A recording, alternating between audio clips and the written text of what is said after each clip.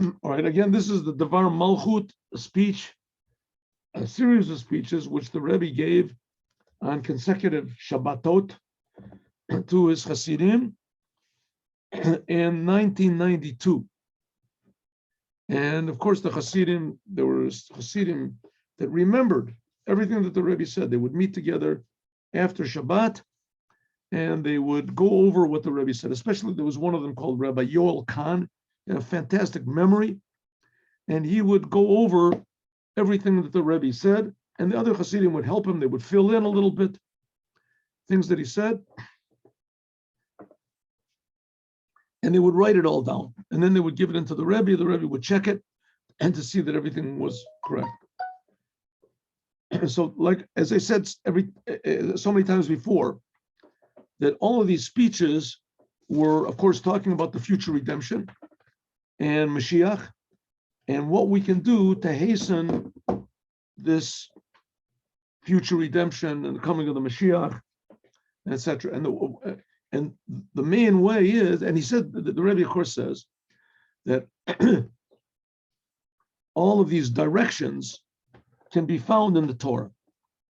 In fact, everything in the world is sending us a message, directions, hints, lessons, trying to teach us how to improve ourselves, change our attitude toward life, toward ourselves, toward God, toward the Torah, commandments, toward prayer, toward Judaism, toward our fellow man, toward ourselves. Everything in the world is sending us a message. Not do we always get it. It says that King Solomon was the smartest person in the world. He could learn from everything, how to be an improved and better person.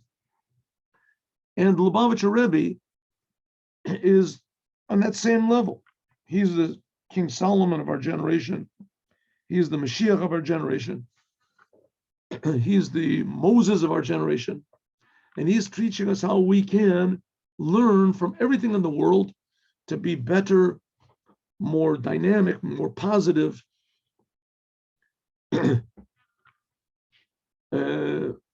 more productive people. And like we just finished learning in the Mimer, to have more love of God, love of his Torah, his commandments, love of the creation, our fellow man, to want to improve the creation in every way we possibly can. Of course, we have to do it according to the manufacturer's instructions. Which that's the Torah. So here the Rebbe says that this week's Torah portion, called Kitisa, contains in it a generality of all existence and all of the Torah. How so? Because we can see in every aspect of it, there is beginning, middle, and end. Aleph, Beis, Gimel. Aleph is Anochi, the essence of God. Also the first of the 10 commandments. Anochi, that's number 1. Beis is Bereshit, creating the whole world, the whole entire world. And Gimel is the Geula, the redemption. Says the Rebbe also in this week's Torah portion, we can see also this 1, 2, 3. We did this yesterday, so I'm just going over this. Aleph are the first tablets. Step number 1. Beit is the sin of the golden calf and the breaking the tablets. That's the middle. And God and Moses receiving the 13 attributes of mercy. And then number 3, that's the second tablets, which are in many ways higher than the first tablets.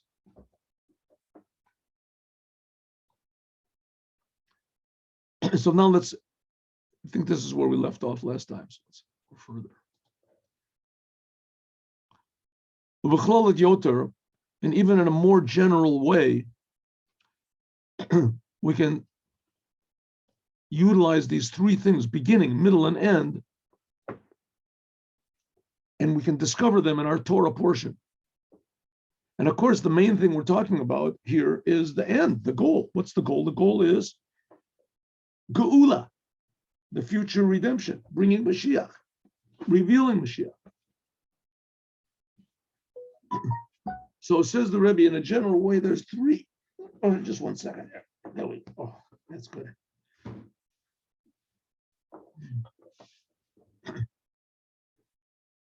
In a general way, we can see in this week's Torah portion called Kitisa, from the beginning until the end, there are these three topics. What are they?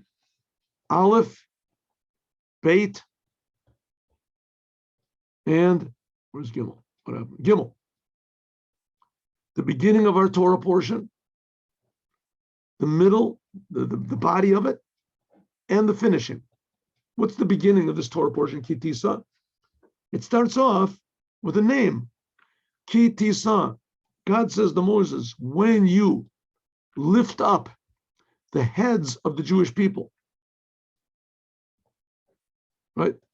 That's literally what it means. It said the practical meaning is God is telling Moses that when he takes the head count of the Jewish people, they should take coins instead and count them. But that's not the word. The words say, when you lift up the head of the Jewish people.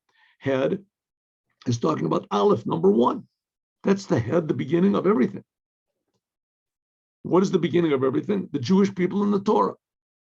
It says that for them the world was created. God created the world for the Jews and for the Torah. What does it mean? He created the world so that the Jews would fix the world up through the Torah. Bishvil Torah, because for the sake of the Torah, and the Torah is also called number one, Reshit, and the Jewish people, they're also called Reshit. Reshit Chachma, Reshit Tevuato.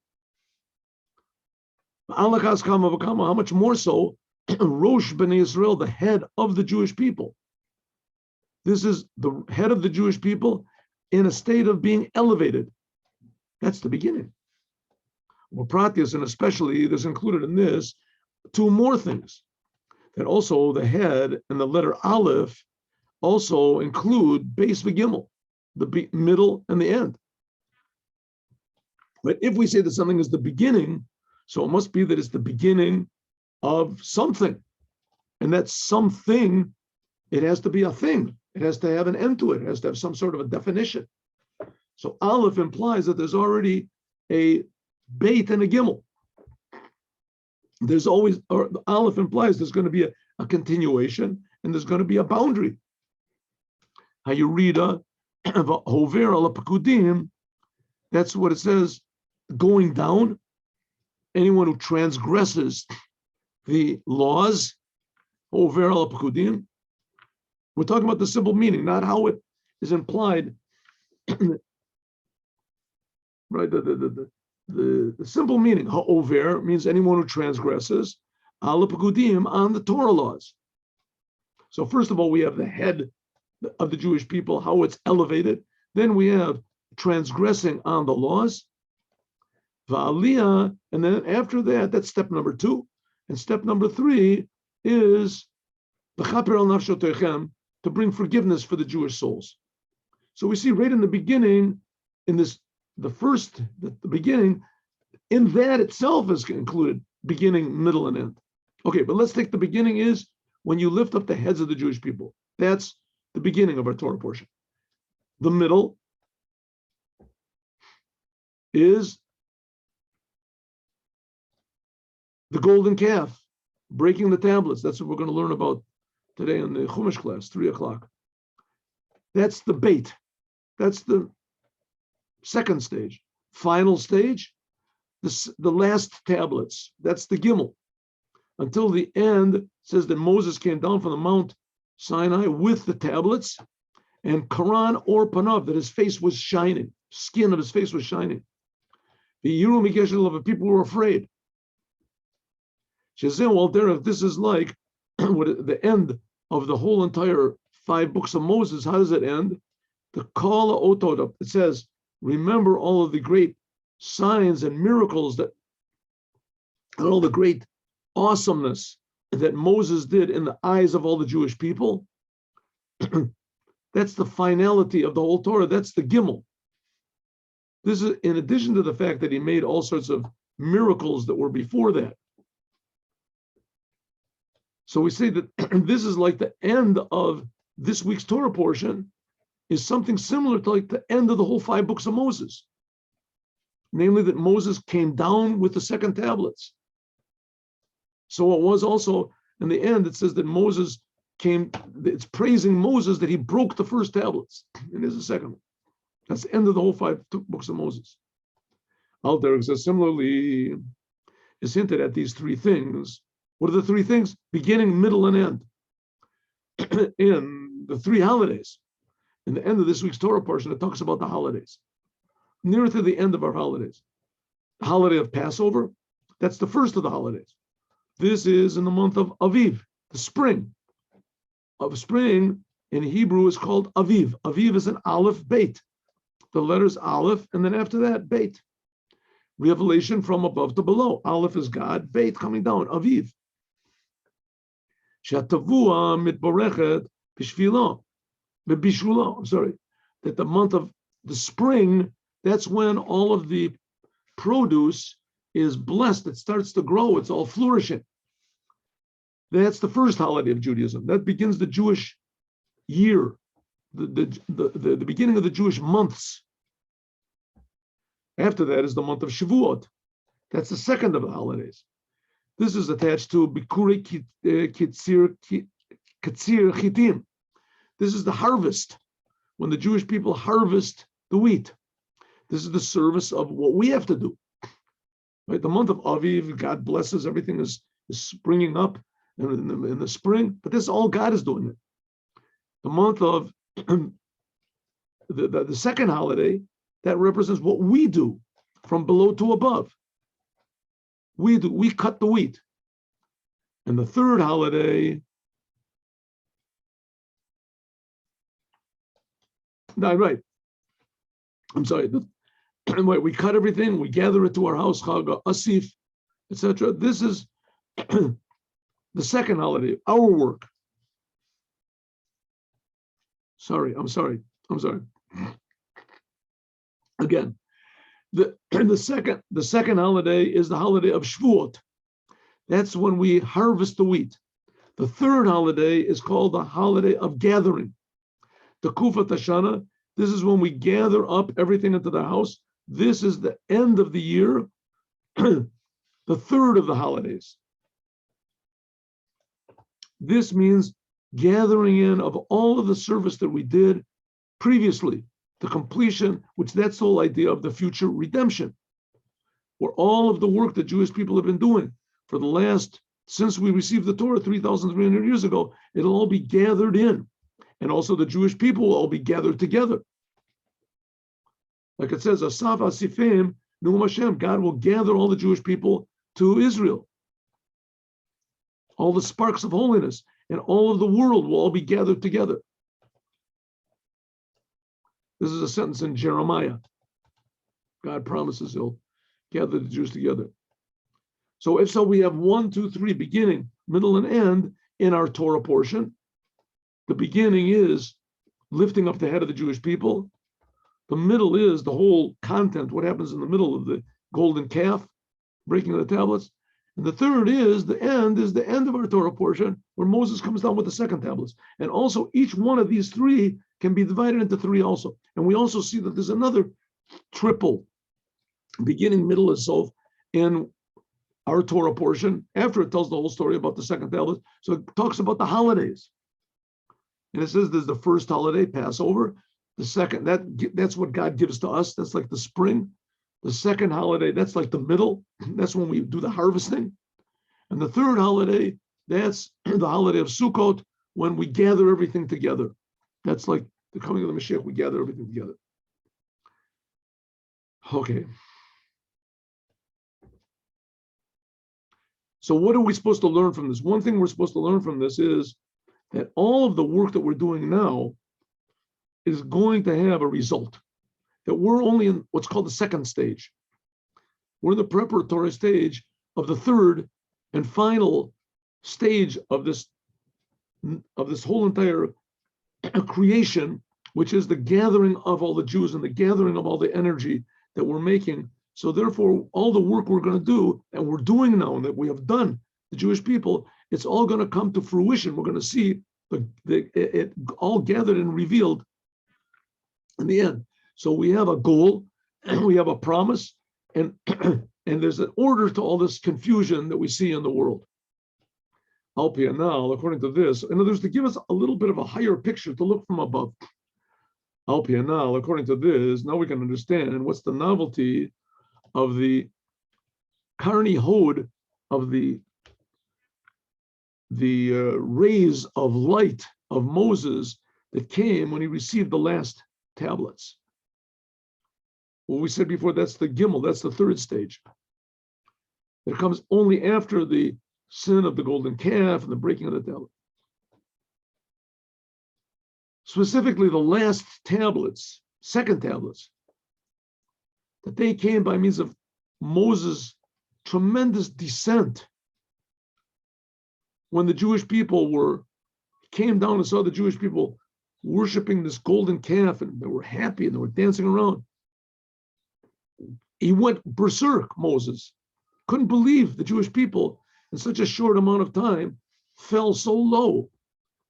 And they left all these amazing miracles and signs of love that God was giving them. You couldn't believe it. A descent like that, a disappointment like that, I don't think there's ever been in the history of the world. Moses had to come down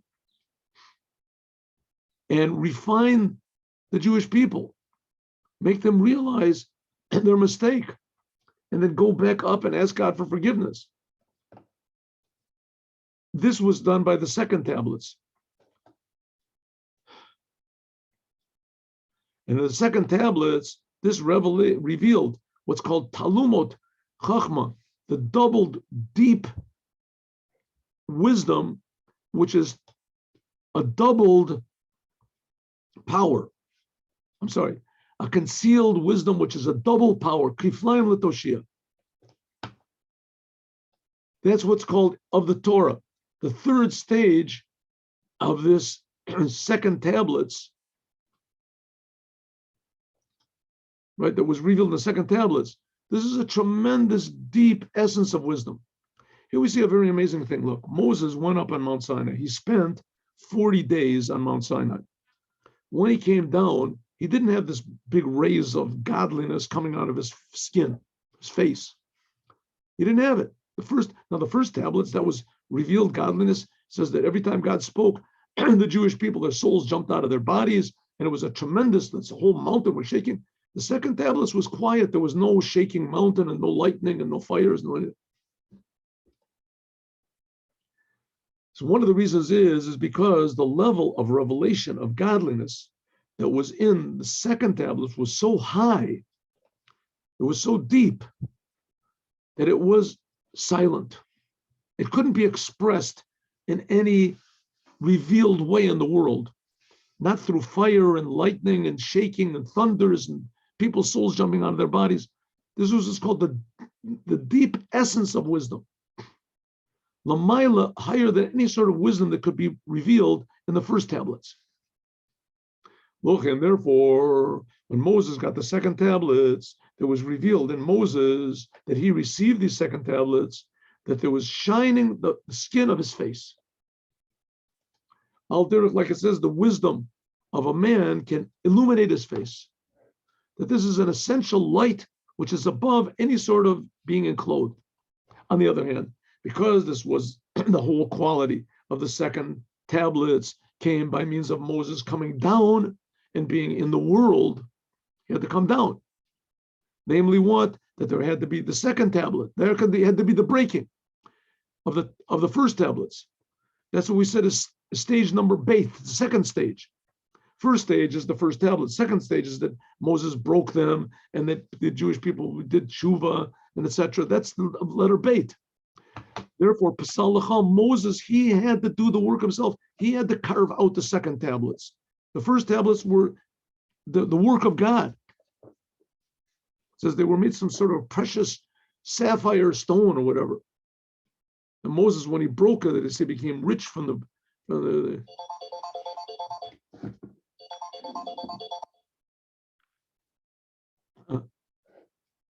not like the first tablets, that they are the work of God. Until Moses was able to take the negative things and transform them. Therefore, Karan or Panav, therefore his face shined. Palva Yiram Igeshet Alav. And everyone was afraid to come close to Moses. Therefore, it said Moses had to put on his face a veil. When did he put on the veil? We'll see. When he wasn't talking to the Jews, he had to put on the veil. As soon as he started speaking to the Jews, then he removed the veil. But when he wasn't talking to the Jews, he was just there. He had to put a veil over his face in order to hide this tremendous revelation of the Torah that came from his refining the world. It was because the Jewish people sinned and Moses had to work so hard and bring new powers, like we learned in the Mimer in the morning. God's left arm is under my head, because there was a situation of the left arm. In other words, severity, concealment, difficulties. That Moses had to come from this tremendously high place and reveal new powers that were, before this, they didn't exist. The Jews did the worst sin. In order to fix that up, he had to come from tremendously high place. And because, as a reward, if you want to call it, as a result of this tremendously high soul power that Moses revealed in order to fix up the world, which that's the purpose why we're here, is to fix up the world. That's what it means that the world was created for the Jews and the Torah. The world was created for the Jews to correct the world and make it harmonious through the Torah. And the Jews didn't do it. The Jews became part of the world. They worshiped the golden calf, means that they wanted to stop being Jews and they just wanted to be part of the world. And Moses single-handedly had to fix up the whole entire world through the Torah. This required tremendous powers, but Moses succeeded.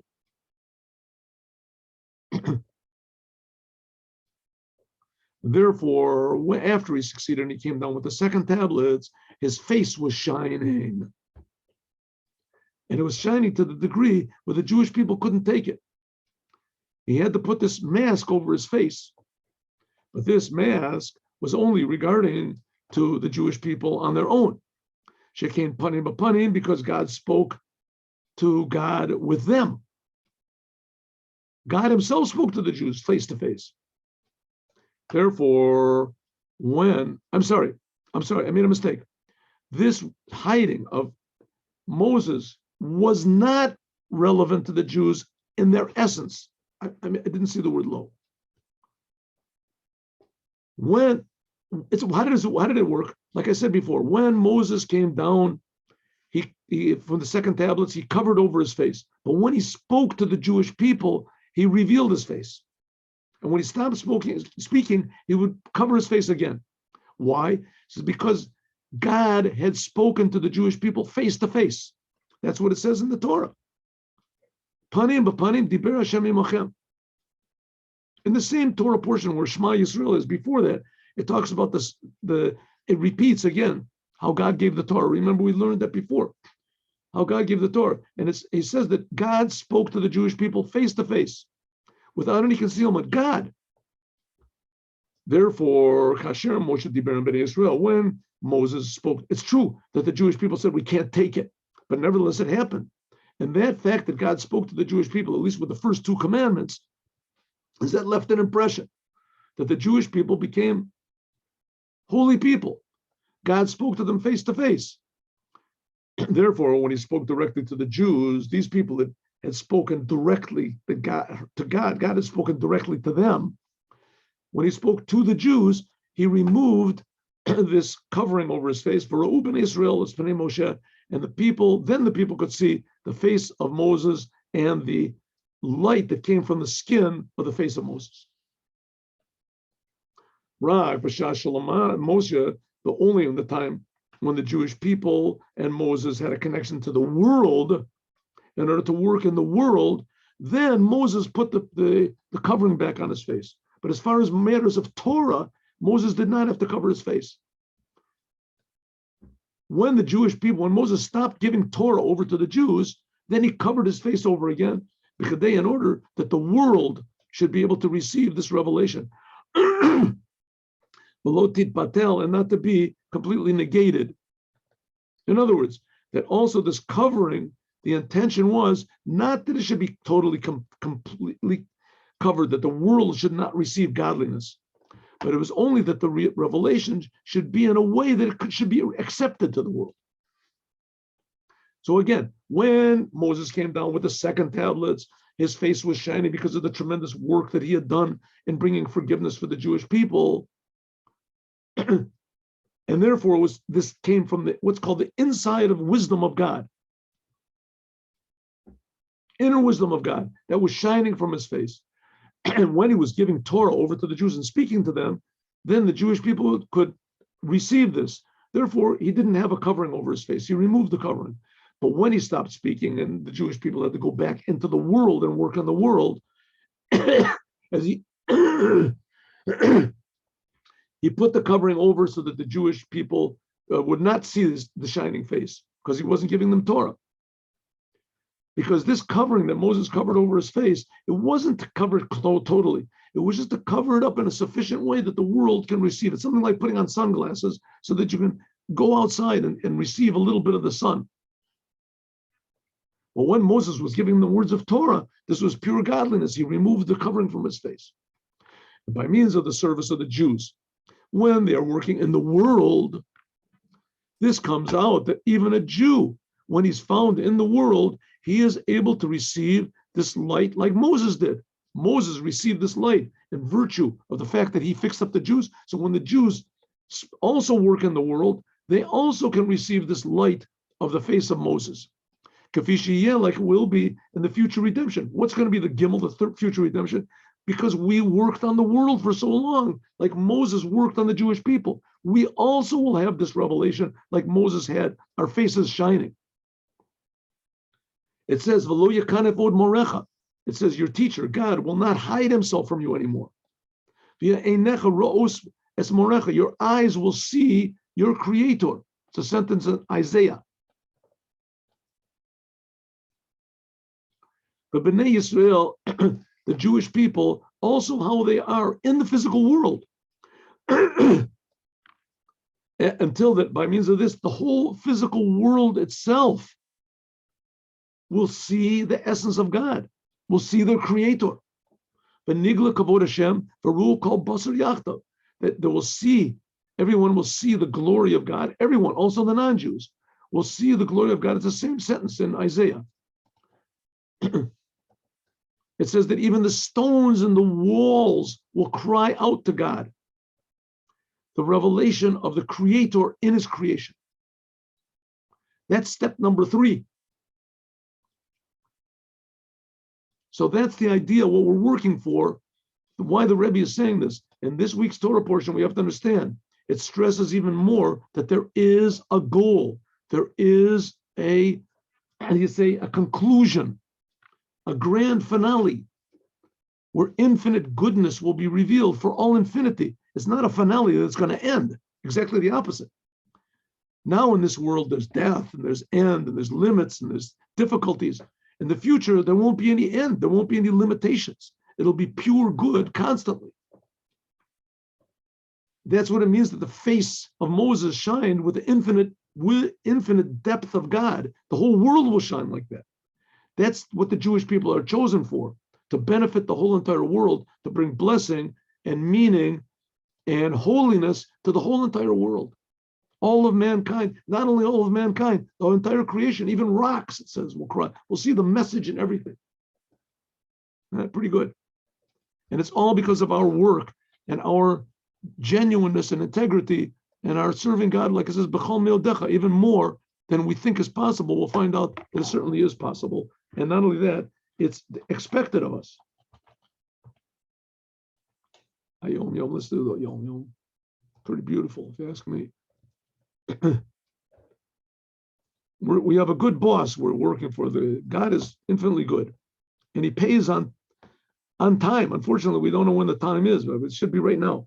It said, here we go. It says in the future. We just had this with this prophecy. We just learned about this. It says this thing that stones will cry out from the wall, and a beam from the tree. This is from Habakkuk, the prophet Habakkuk. Presently, the physical world doesn't say anything. The ground, even though it's stepped on, is quiet. But there will come a time when the revelation of the future becomes a reality. Even rocks will speak. And they'll say, hey, what are you walking on me? The ground will say, what are you walking on me for? Without saying words of Torah. I'm at least doing what I want, what God created me for. You have no right to walk on me if you're not doing what God created for. You're worse than me. The earth that we're stepping on has been waiting since the first days of creation. All the living creation, all the animals and people have been treading on us. It's just waiting for a Jew or more to walk on it while discussing Torah. But if they don't say the words of Torah, the ground will say, you're just like an animal, right? A dog, a cow walks on me, doesn't say words of Torah. Same thing as you, but you're worse than an animal. At least an animal is doing what it's supposed to do. You Jews should do also what you're supposed to do. Say words of Torah, say positive things. And the earth itself will make us repent. Have a good day with Moshiach. Now, 3:00, God willing, we're learning about the aftermath of the breaking of the tablets.